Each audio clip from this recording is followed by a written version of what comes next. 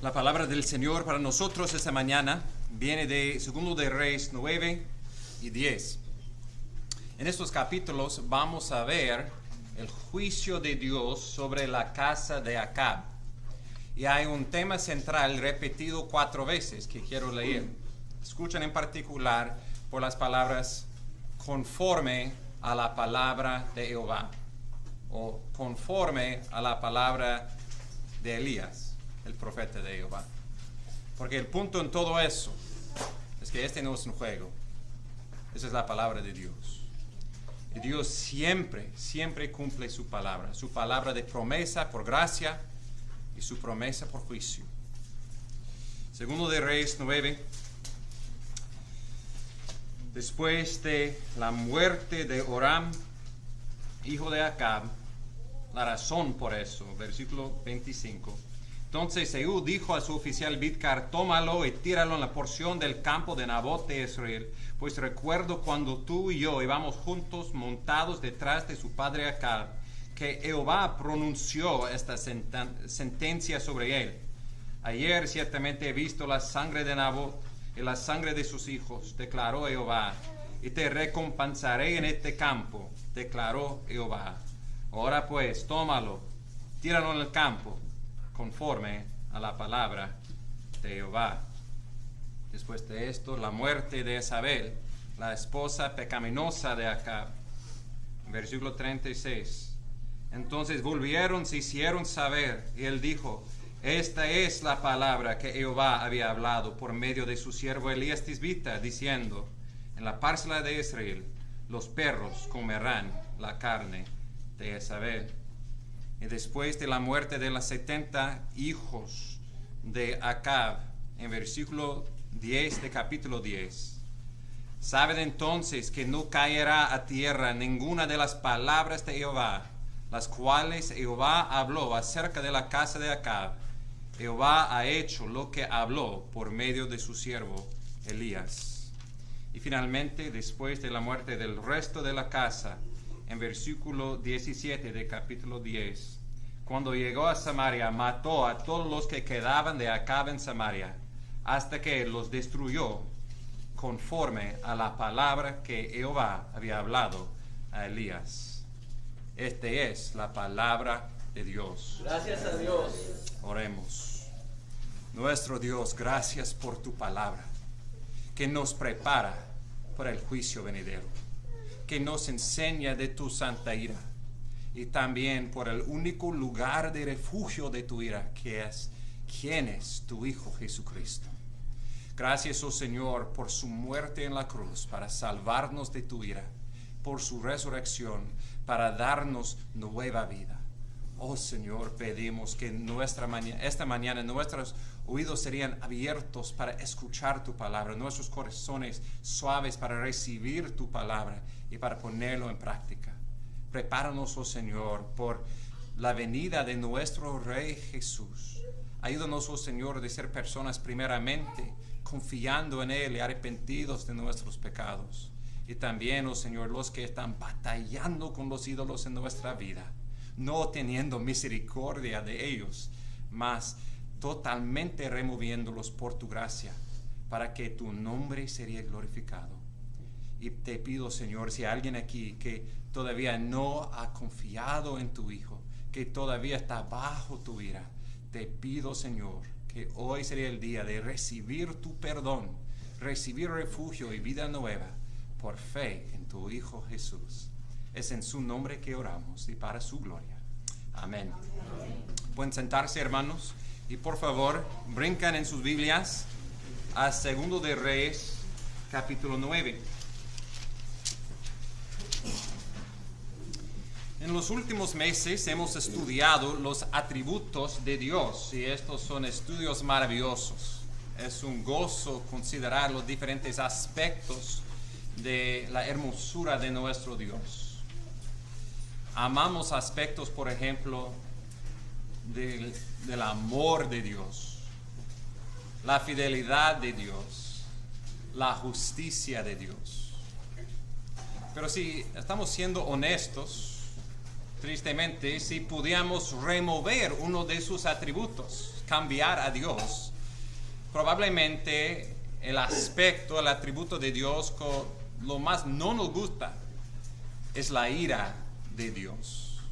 No nos gustamos pensar que nuestro Dios es un Dios quien juzgará al mundo. Capítulos como 9 y 10 de Segundo de Reyes casi nunca aparecen en las Biblias para los niños. No quieren demostrar que nuestro Dios es un fuego consumidor, que hay una ira venidera. Hablamos del amor de Dios, pero no consideramos que es este mismo amor de Dios, amor por su gloria y amor por su pueblo, que requiere el otro lado de Dios, la ira de Dios. Es la justicia de Dios que demanda que cuando su pueblo son ejecutados en corrupción, su justicia demanda, clama por Dios a responder con ira. Y Dios promete que Él lo hará, y por eso su fidelidad requiere su ira. Hemos leído 4 veces en estos 2 capítulos, repetido este refrán: conforme a la palabra de Jehová. Todo eso pasó conforme a su plan, conforme a su justicia y en particular conforme a su fidelidad para cumplir su palabra. Este no es un juego. Dios no cambia. Su palabra no cambia. Dios juzgará a los impíos. La cosa increíble no es que Dios es un Dios de ira. La cosa más difícil para comprender es cómo Dios puede ser tan paciente con pecadores como nosotros. Piensa por un momento en la historia de Acab y el juicio que vino sobre su casa. Este fue un hombre malvado. El texto dice que él fue el rey más malvado de todo Israel, y este es diciendo algo. Él se casó con Jezabel, una mujer idólatra, quien corrompió más Israel con la adoración de Baal. Ese pecado de idolatría fue suficiente para requerir sus vidas, porque Jehová es el único Dios y Él merece toda nuestra adoración, y Él es el único fuente de vida. Entonces, para corromper esta adoración es para robar personas de la única fuente de vida y traerles a un fuente que mata el alma.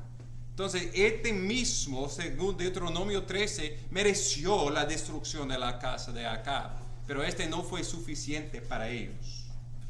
Ellos no solamente querían corromper la adoración, querían remover la adoración de Jehová. Y Jezabel en particular mató cientos de los profetas de Jehová, quienes estaban proclamando la palabra de Dios.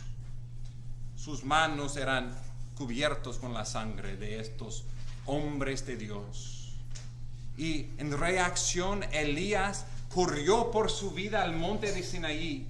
Él trajo acusación en contra de Acab y Jezabel y toda la nación por su idolatría. Y Dios le dijo: sí, está correcto, están en su pecado, y yo voy a traer mi juicio en 3 formas. Primero, Hazael, rey de Aram.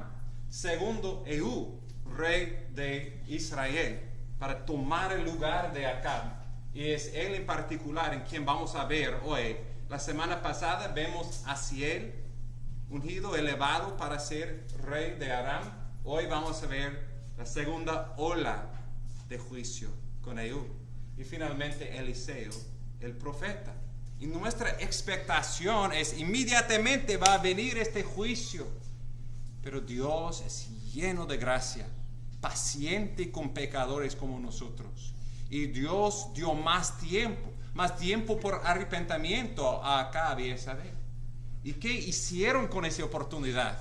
En vez de arrepentirse, en 1 de Reyes 21 leemos la historia de Nabot y su viña. Y como el rey Acab, con todas sus posesiones, todavía codició la herencia de este hombre de Dios. Y juntos con las esquemas de Jezabel planificaron la asesinación de él por medio de falso testimonio, diciendo que Nabot cometió blasfemia cuando eran en realidad ellos quienes negaron al Dios vivo y verdadero. Y no solamente Nabot, pero toda su familia era ejecutado, matado por los pecados de Jezabel y Acab. Y su sangre estaba ahí, en su campo, clamando por justicia. Y por años, y años, y años, Dios en los cielos vio lo que pasó. Él estaba escuchando esta sangre, clamando por justicia. Pero nuestro Dios es lento a la ira, pero seguramente Él cumplirá su palabra de juicio.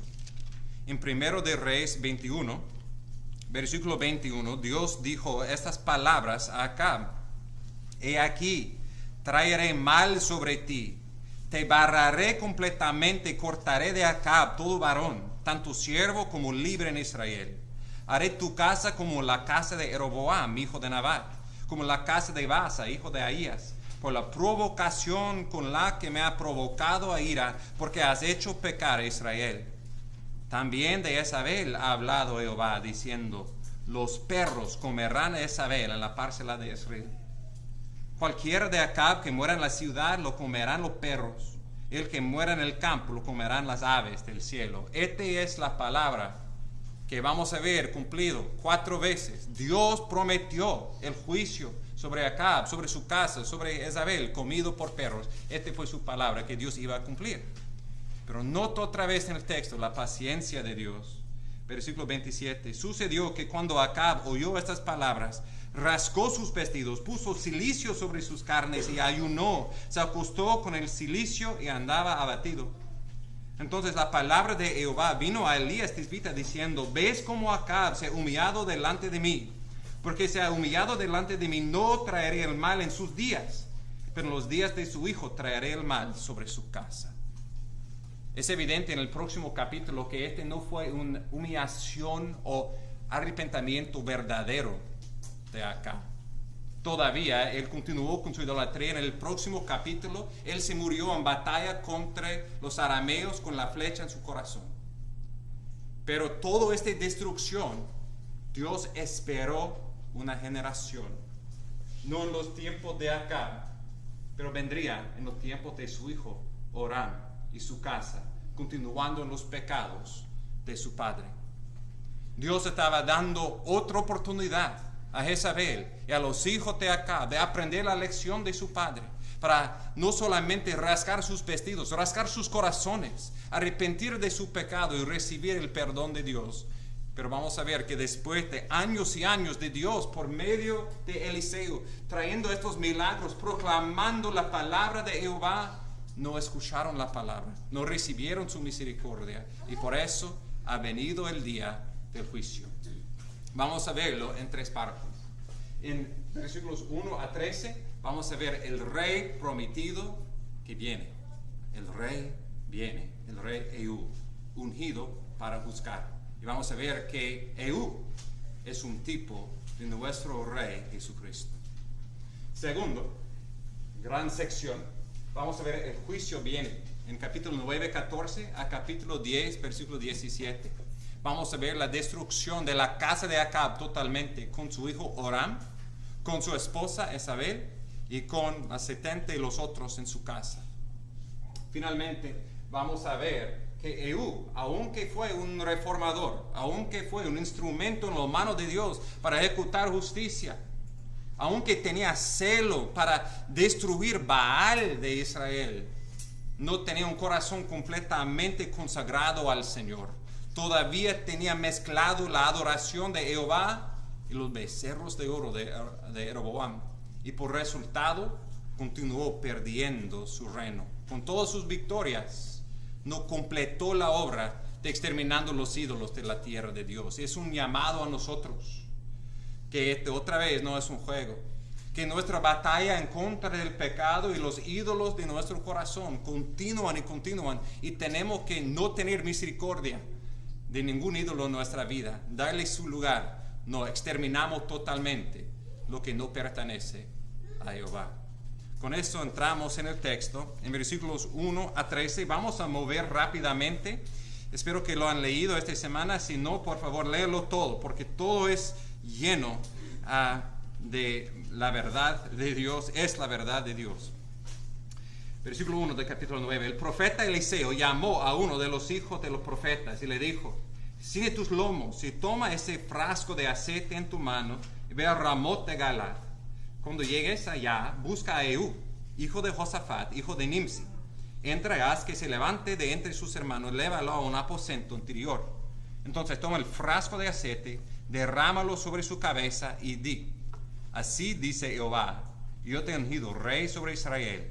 Abre luego la puerta y huye, no esperes. Es interesante que en esos dos capítulos, esta sección que ha enfocado mucho en Eliseo, el énfasis no es en Eliseo. Esa es la única vez en los capítulos que él es mencionado. El punto es, el personaje central no es Eliseo.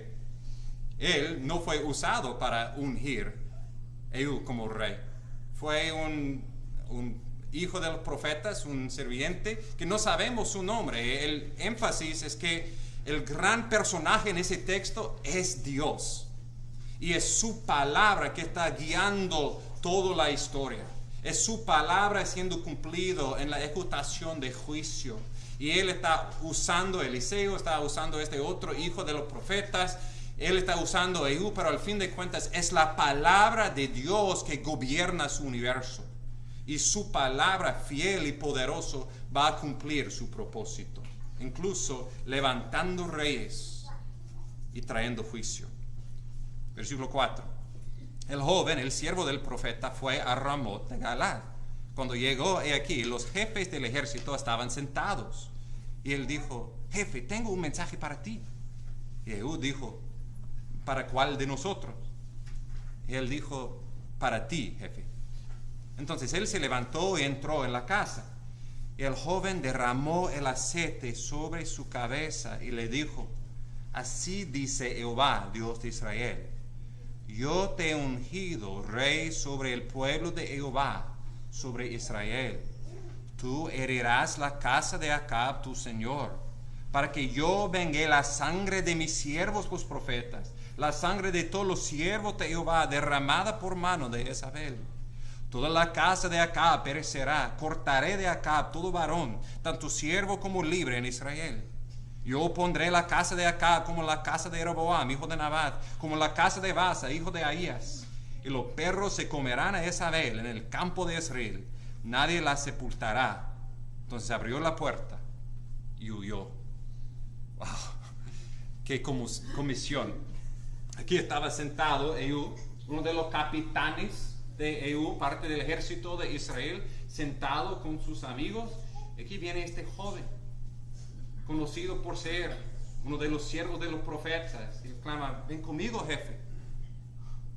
Y él es ungido con aceite. Y él entendió, Ehud entendió lo que significaba eso. Reyes como Saúl, como David, han sido ungidos con aceite, el aceite que representa el Espíritu Santo. Hombres en el Antiguo Testamento separados, distintos por una obra especial de Dios, y en particular para ser un rey. Pero ¿quién fue él? Un hombre no de la linaje de la casa de Acab. Pero Dios tenía un ministerio importante por él, y sería un ministerio de juicio, de purificación, de eliminación de la casa de Acab por sus pecados. Y el profeta repite su comisión conforme a las palabras que hemos leído en 1 de Reyes 21. Casi igual, las mismas palabras que Dios dijo a Acab que él iba a hacer, él proclamó por segunda vez a Ehud: esta es tu comisión, sea mi instrumento para cumplir mi obra. El nombre Ehud significa él es Yah, o él es Yahweh. Ehud representa Jehová, cumpliendo su juicio, un instrumento en sus manos. ¿Cuál sería su reacción a este llamado? Versículo 11. Entonces Ehud salió a los siervos de su señor. Uno le dijo, ¿va todo bien? Literalmente, ¿hay paz? ¿Por qué vino a ti este loco? Y él les dijo, vosotros conocéis bien al hombre y sus palabras. Y no sé qué cambió, pero ellos entendieron que algo importante ha sido dicho en este caso. Ellos dijeron, mentira, cuéntanos ahora. Y él dijo, así y así me habló, diciendo, así dice Jehová, yo te he ungido rey sobre Israel. Entonces se apresuraron y cada uno tomó su manto y lo puso bajo Ehud sobre las gradas desnudas y tocaron la trompeta y dijeron, Ehud es rey. Así fue la venida del rey prometido. Dios le ungió y el pueblo tomaron sus mantos, pusieron bajo sus pies y declararon, Ehud es rey. Este nos prepara por el verdadero rey, quien ha venido y quien ha de venir, nuestro Señor Jesucristo. Muchas veces, tristemente, personas que no conocen bien la Biblia piensan que Jesús es solamente manso, que Él es diferente que el Dios del Antiguo Testamento. El Dios del Antiguo Testamento supuestamente es un Dios con sed de sangre, un Dios de ira. Pero el Dios del Nuevo Testamento, en particular Jesús, es de amor y gracia y no habla del juicio, es completamente lo revés. Nadie habló más del infierno que Jesús. Y Ehud, con todo este ministerio de juicio, vamos a ver, es una sombra de Jesús y su venida para juzgar a pecadores. Su primera venida mayormente fue para la salvación, pero Jesucristo vendrá otra vez y traerá la espada y matará, juzgará a todos que adoran sus ídolos y niegan a Dios, que no se arrepienten de su pecado.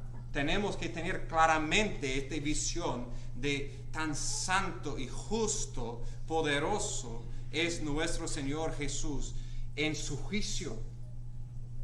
Vemos conexiones, por ejemplo, como Ehud fue el único rey de Israel que leemos fue ungido del Señor, como Jesús es el Cristo, el ungido rey, ungido con el Espíritu Santo. Segundo, ¿qué fue la reacción del pueblo cuando Jesús vino en su entrada triunfal a Jerusalén, como leemos en Mateo 21 en nuestra lectura bíblica esta semana? Tomaron sus mantos, sus vestidos, le pusieron bajo sus pies y proclamaron, bendito el que viene en el nombre de Jehová. Y cuando él se fue allí, él declaró juicio sobre el templo, limpió el templo y dio una parábola de una viña de labradores que han matado a los profetas, enviaron a ellos, a los siervos enviaron a ellos, y él dijo que iban a hacer cuando mató al hijo prójimo, al hijo del dueño de la viña. El texto dice, llevará a esos miserables a un fin lamentable, arrendará la viña a otros labradores que le pagan las frutas a su tiempo. Jesús clarifica eso en Mateo 23, 34. Por tanto, mirad, yo lo envío profetas, sabios y escribas. De ellos a unos lo mataréis, crucificaréis, otros lo azotaréis en vuestras sinagogas y perseguiréis de ciudad en ciudad, para que recaiga sobre vosotros la culpa de toda la sangre justa derramada sobre la tierra, desde la sangre del justo Abel hasta la sangre de Zacarías, hijo de Berequías, a quien asesinaste entre el templo y el altar. En verdad os digo que todo esto vendrá sobre esta generación. Jesús vino proclamando juicio sobre Israel, quien ha rechazado profeta tras profeta y finalmente rechazaron el mismo Hijo de Dios, su Mesías. Y en el año 70 Dios trajo este juicio sobre Israel y destruyó el templo. Y todo eso es una sombra del gran juicio que ha de venir sobre todos que rechazan al Hijo de Dios. Ello es una sombra de Jesús y el juicio venidero, y una advertencia para nosotros que necesitamos ser como los otros amigos de Ehud, quien escuchando que Dios le ha ungido como rey, tomaron sus vestidos. Los vestidos representan la persona, representan el hombre. Y tomando nuestras vidas, nuestros vestidos y poniéndolos a los pies de Jesús para que Él anda sobre nosotros, para que nuestras vidas puede ser la carpeta roja por Cristo en su venida. Nos humillamos en el polvo para que Cristo sea glorificado y declaramos con nuestra vida, no Ehud es rey, Jesús es rey. Jesús es rey y rey de nuestras vidas. En versículos 14 a capítulo 10, 17, vemos estas olas de juicio. Primeramente sobre Oram, el hijo de Acab. Segundo, Jezabel, su esposa. Y finalmente el resto de su familia. En versículos 14 a 16, Ehud ha regresado de una batalla con Aram en capítulo 8, a donde él fue herido, pero no se murió. Él escapó de la espada de Hazael. Pero primero de Reyes 19, 17 dice, sucederá que al que escape la espada de Hazael, Ehud lo matará. Y este sería su fin. Él escapó, pero no podía escapar de la espada de Dios y su palabra. Versículo 17. El centinela que estaba en la torre de Israel vio la comitiva de Ehud que venía y dijo, veo una comitiva. Oram dijo, toma tu jinete, envíalo a su encuentro y que diga, hay paz. Fue el jinete a su encuentro y dijo, así dice el rey, hay paz. Ehud dijo, ¿qué tienes tú que ver con la paz? Ven en pos de mí. Centinela avisó diciendo, el mensajero llegó hasta ellos, pero no regresó. Entonces envió un segundo jinete que vino a ellos y dijo, así dice el rey, hay paz. Y Ehud respondió, ¿qué tienes tú que ver con la paz? Ven en pos de mí. Avisó el centinela diciendo, él llegó hasta ellos y no regresó. Y el modo de guiar es como el guiar de Ehud, hijo de Nimsi, porque guía alocadamente. Me encanta esta frase. Aparentemente hay ciertos de nosotros que somos conocidos por cómo manejamos, tal vez un poco alocadamente. Aquí estaba Ehud con sus consejeros en la pared y mirando a alguien viniendo en su carrito. ¿Y quién es eso? De distancia no podían saber. Entonces la centinela enviaron los mensajeros para ir y Ehud dijo, la pregunta fue, ¿hay paz? ¿Hay shalom? No hay shalom. Todos los consejeros de Oram dicen, hay paz, pero no hay paz. Y él va a explicar por qué no había paz. Enviaron un primer mensajero, segundo mensajero, y finalmente estaba acercando el carrito y podía ver por la manera en que como loco él estaba manejándolo, Ehud. Y tenía su interacción. Versículo 21. Entonces Oram dijo, preparad el carro. Prepararon su carro y salieron Oram, rey de Israel, y Ocosías, rey de Judá, cada uno en su carro, y fueron a encuentro de Ehud, y lo hallaron en el campo de Nabot de Israel. Sucedió que cuando Oram vio a Ehud, dijo, hay paz, hay shalom, Ehud. Él respondió, qué paz mientras sean tantas las prostituciones de tu madre Jezabel y sus hechicerías. Entonces Oram volvió las riendas y huyó y dijo a Ocosías, traición, Ocosías. Claro, la traición no fue Ehud. Ehud fue el instrumento de Jehová trayendo a la luz lo que había allí en el polvo, clamando por justicia, diciendo no hay paz, pero Oram no quería arrepentir, no quería tener verdadero paz con Dios. Y Dios estaba trayendo la única manera para establecer esta paz, el derramado de sangre para hacer expiación por el pecado de Acab, su familia, en la muerte de Nabot. Versículo 24. Y Ehud entesó su arco con toda su fuerza y hirió a Oram en la espalda, y la saeta salió por su corazón y se desplomó en su carro. ¿Cómo Acab se murió en su carro, herido por la flecha de Jehová, también su hijo. Siempre la palabra de Dios encuentra su meta, y lo encontró en el corazón de Joram, pagando por sus pecados. Versículo 25. Entonces Jehú dijo a su oficial Bidkar: tómalo y tíralo en la porción del campo de Nabot de Israel, pues recuerdo cuando tú y yo íbamos juntos montados detrás de su padre Acab, que Jehová pronunció esta sentencia contra él. Ayer ciertamente he visto la sangre de Nabot y la sangre de sus hijos, declaró Jehová. Te recompensaré en este campo, declaró Jehová. Ahora pues tómalo, tíralo en el campo, conforme a la palabra de Jehová. Tarde o temprano, Dios cumplirá su palabra para buscar a los pecadores. No podemos esconderlo de Dios, y no debemos pensar que porque no un relámpago viene inmediatamente después de nuestro pecado, que Dios no lo ha visto. Dios lo vea, Dios sabe, Dios escucha, Dios sabe los pensamientos profundos de nuestro corazón. Dios sabe cada palabra dicha en secreto. Dios está escuchando a la sangre de los justos clamando por justicia. Y Dios en su debido tiempo, en el lugar exacto, podía ser en todo Israel, pero fue allí en el campo de Nabot que la flecha penetró el corazón y ya estaba tirado el cuerpo de Joram por este pecado cometido de su padre y su hijo continuando en sus pasos. Interesantemente, no fue solamente Joram quien murió en ese día. Versículo 27. Cuando Ocosías, rey de Judá, vio esto, huyó por el camino de la casa del huerto. Y Jehú lo persiguió y dijo: matadlo a él también en el carro. Y lo oyeron a la subida de Gur, que está en Iblim, y huyó a Megiddo y murió allí. ¿Recuerda Ocosías? Ocosías fue un descendiente del gran rey David.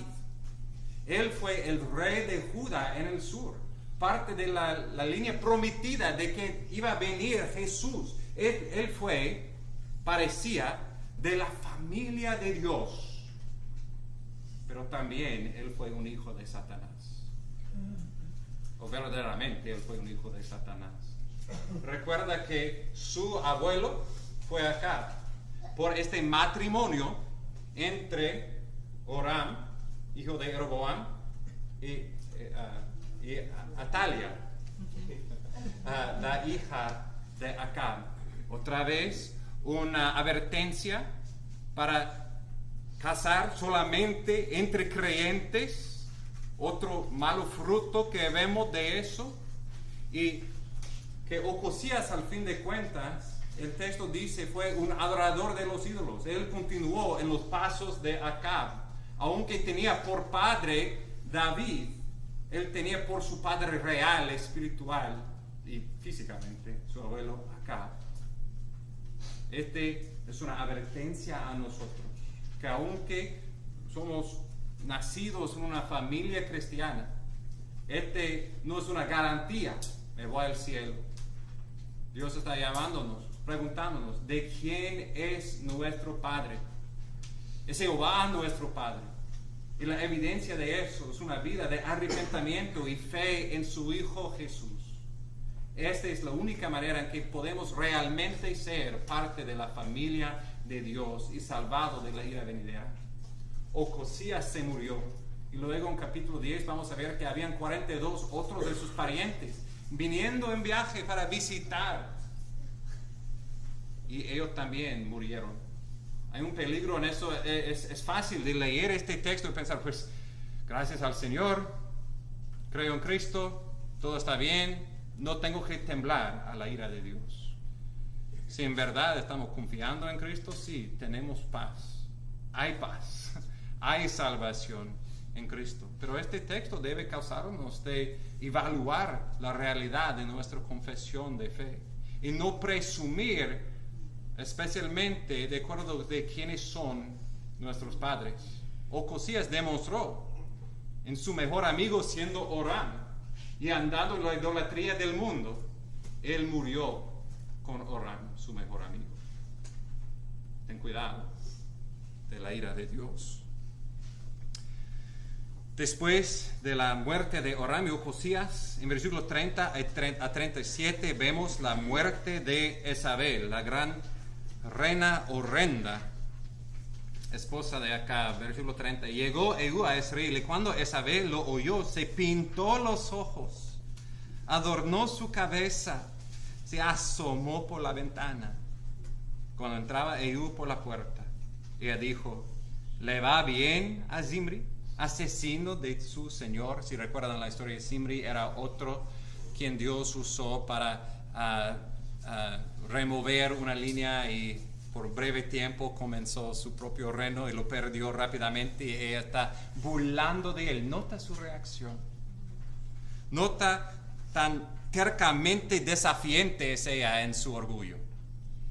Ella no toma como Acab, solamente externamente, pero por lo menos Acab rascó sus vestidos y tiró polvo sobre él cuando fue evidente que Dios iba a juzgar. Pero ella, de su ventana en su torre, viniendo Ehud, ella pintó sus ojos. Quería ser el cadáver más bonita.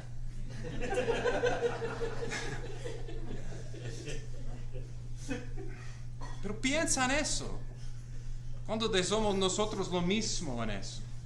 Que cuando todo es evidente, Dios está llamándonos de humillarnos, de irnos al polvo, y decimos: todavía tengo mi máscara, todo está bien, tengo mi inteligencia, tengo mi hermosura, yo puedo. Y Dios está demostrando aquí: no puede esconderse con tu pintura, no puedes esconderse con tus burlas. Dios va a traerte al polvo. Humíllate delante de ese Dios. 32. Entonces él alzó su rostro hacia la ventana y dijo: ¿quién está conmigo? ¿Quién? Y 2 o 3 oficiales se asomaron desde arriba. Y él dijo: échala abajo. La echaron abajo, y parte de su sangre salpicó la pared y los caballos, y él la pisoteó. Qué fin por esta mujer. ¿Quién fue tan elevada en su orgullo? Como fue, al fin de cuentas, los que se exaltan serán humillados, tirados de su torre. Cayó a la realidad de la ira de Dios, cara a cara con el polvo, y se murió. Y no solo eso, pero su sangre salpicó la pared y los caballos. Y tan gráfico. Estas las mismas palabras usadas por los sacrificios, como los sacerdotes colectaron la sangre que representa la vida y lo pusieron sobre el altar para hacer expiación. La sangre de Nabot estaba clamando por justicia. Dios tomó la sangre de ella y como un sacrificio, no para salvar a ella, pero como la paga del pecado, que es la muerte. Ella pagó con su pecado con su propio sangre. Versículo 34. Cuando Ehud entró, comió y bebió. Entonces dijo: encargaos ahora de esta maldita, enterrarla, pues es hija del rey. Y fueron para enterrarla, pero de ella no encontraron más que el cráneo, los pies, las palmas de sus manos. Entonces volvieron y se hicieron saber, y él dijo: esta es la palabra que Jehová había hablado por medio de su siervo Elías Tisbita, diciendo: en la parcela de Israel los perros comerán la carne de Jezabel. El cadáver de Jezabel será como estiércol sobre la superficie del campo en la parcela de Israel, para que no pudieran decir: esta es Jezabel. No había un cadáver por el mundo a admirar. Lo que quedó de ella fue su cráneo, palmas de sus manos, sus pies, y el resto de ella fue estiércol de perros. Esta es la maldición de Dios sobre pecadores. Este debe causarnos de temblar. la próxima vez que consideramos jugando con la tentación, tenemos una visión del cráneo, las manos, los pies de esta mujer bonita, suave. Detrás de cada tentación hay una Jezabel, tratando de seducirnos a un camino de destrucción. Considerar su sangre tirado sobre la pared de los caballos y considerar este es el fin de cada alma que anda en el pecado y no se arrepiente de su pecado. ¿Por qué pasar por su calle, por su puerta?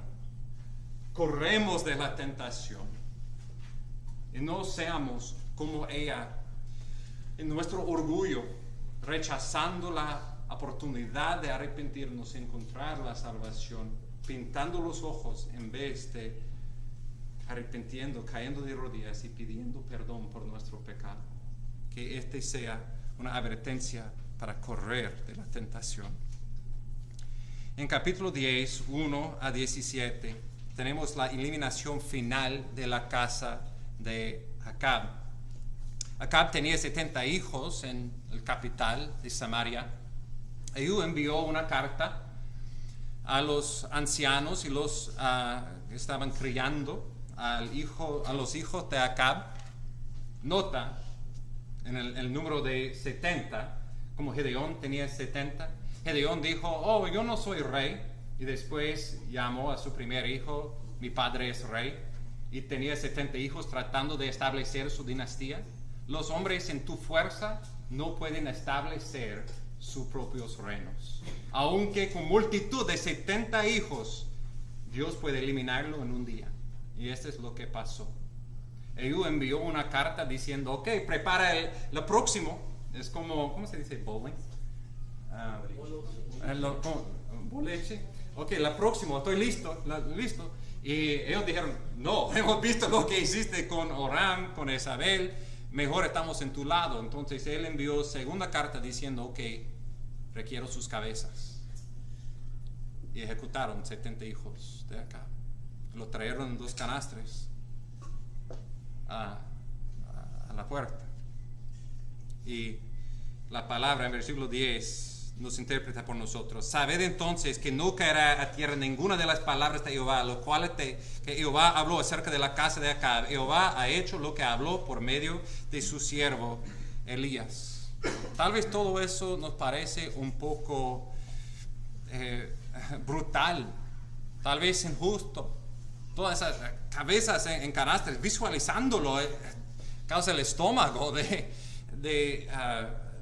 tener dolor, vomitar, tal vez eso, sí. Gracias. Pero primero, tanto odia Dios el pecado. Y segundo, es tan seguro es la victoria de Cristo. En Génesis 3:15, Él prometió que el hijo de la mujer iba a aplastar la cabeza de Satanás. Y no solamente de Satanás, pero de los hijos de Satanás. Y este es lo que estaba pasando. Los que estaban en el lado de Satanás, con Acab, andando en sus caminos, perdieron sus cabezas. Una advertencia. Siempre Dios cumple su palabra. En versículos 12 a 14 encontramos estos 42 que mencionó, esta advertencia de no estar, aunque supuestamente en la familia de Dios, andando en la familia de tinieblas, caeremos en el mismo juicio. Y finalmente entendemos por qué Ehud hizo todo eso. Versículo 16, él dijo, ven conmigo, verás mi celo por Jehová. Y lo hizo ir con él en su carro. Cuando llegó a Samaria, mató todo lo que quedaban de Acab en Samaria, hasta que lo destruyó conforme a la palabra que Jehová había hablado a Elías. Totalmente destruido la casa de Acab. Piensen, hermanos, en esta realidad, que Ehud es una sombra de Jesús. En el año 70, él juzgó a Israel. Y él viene otra vez para juzgar la ramera de este mundo caído. Apocalipsis 19, 1 y 2 dice, después de eso oí como un gran voz de una gran multitud en el cielo, que decía, aleluya, la salvación, gloria, poder pertenecen a nuestro Dios, porque sus juicios son verdaderos y justos. Ha buscado la gran ramera que corrompía la tierra con su inmoralidad, ha vengado la sangre de sus siervos en ella. Este no es un juego. Jesús vendrá para juzgar.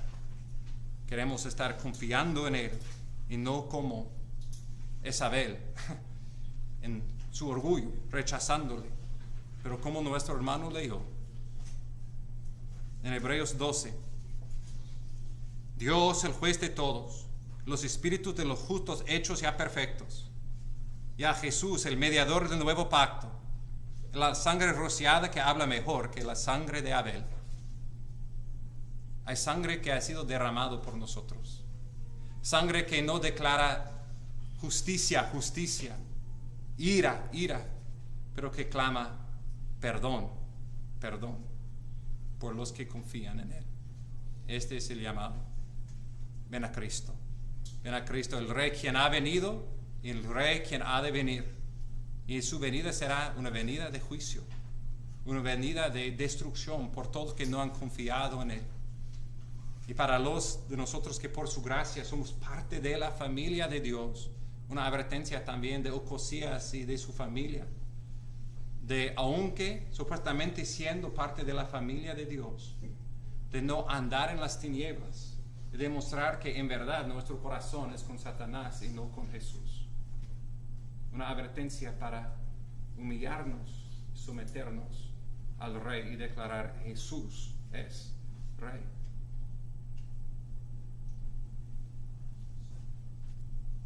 Can you go check and see if they're done? Quiero continuar con el tercer punto, pero me parecía como estaban cantando.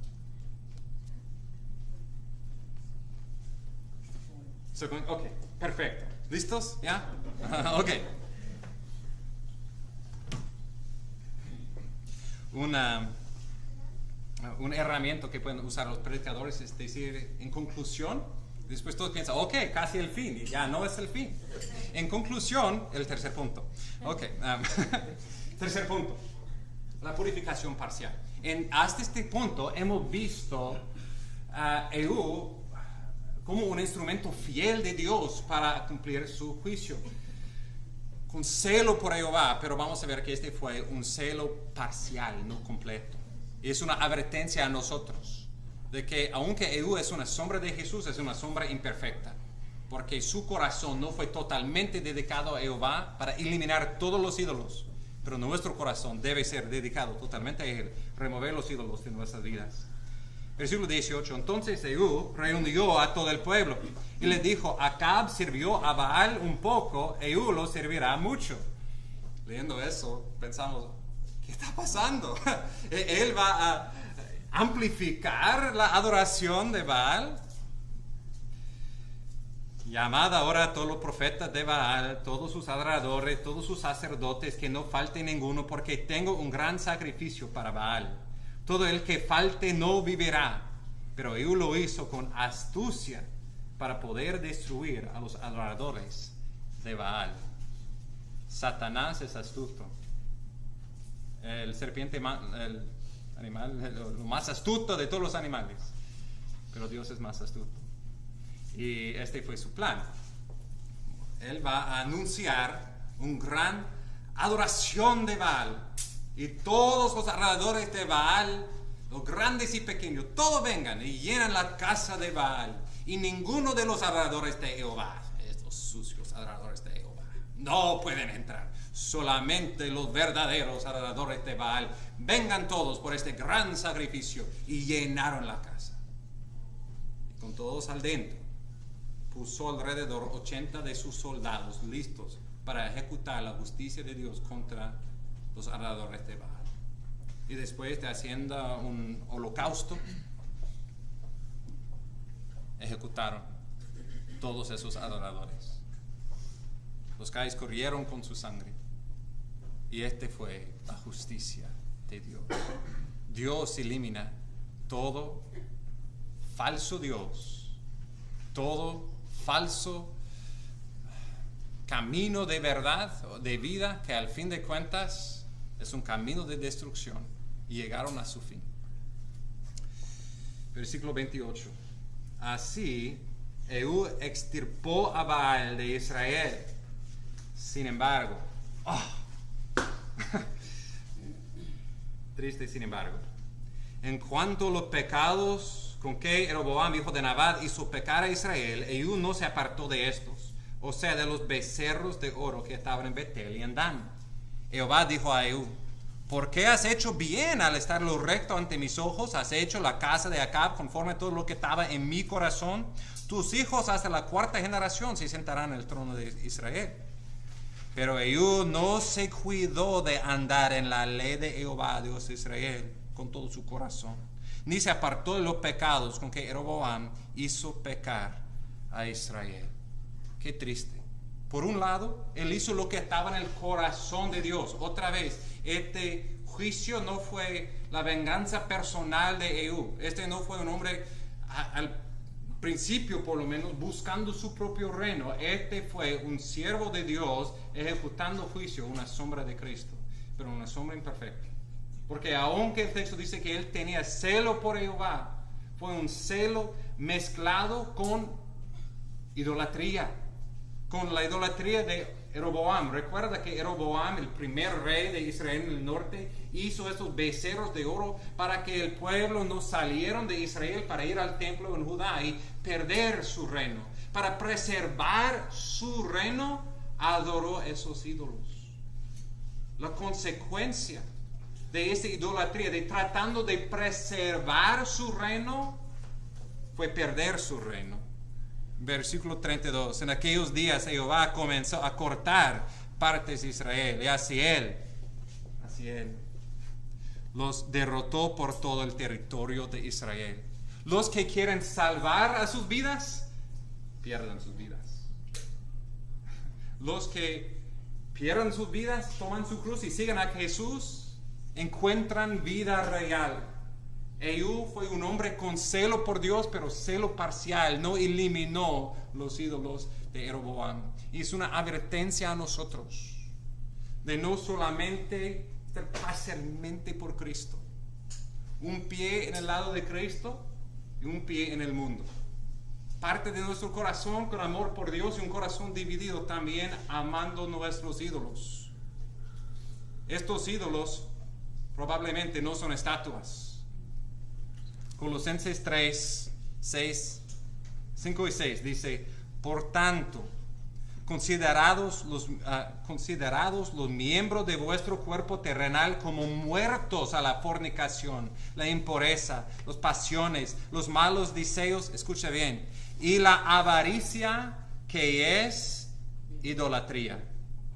La avaricia, que es idolatría. Pues la ira de Dios vendrá sobre los hijos de desobediencia por causa de estas cosas. Fornicación, impureza, pasiones, malos deseos, avaricia. Todos nosotros somos culpables de eso. Y lo que necesitamos es, primeramente, arrepentir de nuestro pecado y confiar en Cristo, ser limpiado con su sangre derramado para salvar y limpiar a nosotros. Y segundo, lo que necesitamos, el texto dice, es considerar nuestros cuerpos muertos a esos pecados. Lo que necesitamos hacer conforme a Romanos 8 es mortificar a estos pecados, hacer una guerra espiritual en contra de cada uno de esos ídolos en nuestra vida. El dinero, el sexo, la avaricia, el deseo por aprobación, el miedo del hombre, sea lo que sea, lo que es lo más la cosa de que queremos hablar, de dónde corre nuestra mente cuando no tenemos que pensar de nada más. Este es nuestra pasión, este es nuestro primer amor. Y Dios está diciendo, por estas cosas, por estos ídolos, la ira de Dios caerá sobre los hijos de este mundo. Arrepentimos de eso. No seamos como Ehud con amores mezclados, que no tomamos misericordia por esas, pero eliminamos totalmente esos ídolos de nuestra vida. Y es posible en Cristo. No llegamos a la perfección hasta que Él viene o hasta que moremos y estamos en su presencia. Pero santificación es real. Es una promesa por los que están en Cristo.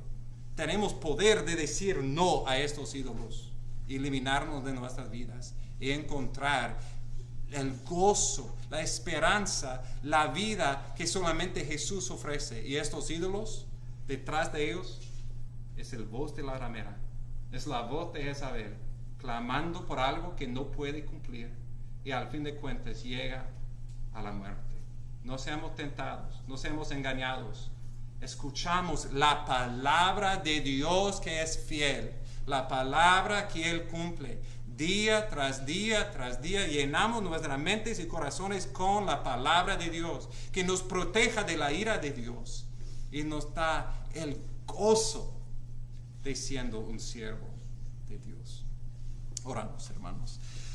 Nuestro Señor, gracias que tu palabra es fiel, es poderoso. Poderoso para salvar y poderoso, como vemos en este texto, para juzgar. Primero, Señor, te pido que si hay alguien aquí que no ha confiado plenamente en ti, en Cristo como su Salvador, que hoy sea el día de arrepentir de su pecado y confiar en tu Hijo como su Salvador. Y te pido por el resto de nosotros, oh Señor, que por tu gracia seremos primero rápido para temblar, tener temor de ti, oh Señor, y demostrar eso en vidas de santidad, tomando una guerra espiritual en contra de los ídolos en nuestra vida. Ayúdanos de poner nuestros ojos en Cristo, el perfecto Rey venidero, y en Él vivir conforme a tu palabra y para tu gloria. En su nombre oramos. Amén.